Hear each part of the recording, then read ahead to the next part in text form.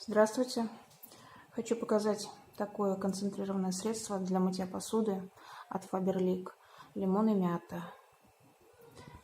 Данное средство можно использовать в концентрированном виде, если посуда слишком загрязненная, либо можно разбавить 1 к 2 с кипяченой водой.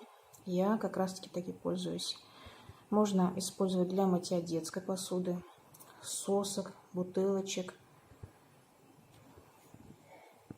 Но, к сожалению, нельзя использовать для посудомоечных машин. Средство очень экономичное за счет того, что оно концентрированное. Мне оно подходит, потому что у меня на руках экзема от супермаркетовских средств для мытья посуды. С данным средством с руками ничего не происходит. Все хорошо. Сейчас посмотрите консистенцию. Вот видите, да, как льется?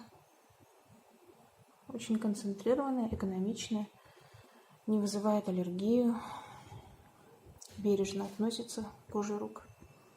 Можно использовать для детской посуды. Тоже рекомендую к использованию. Очень довольна данным средством.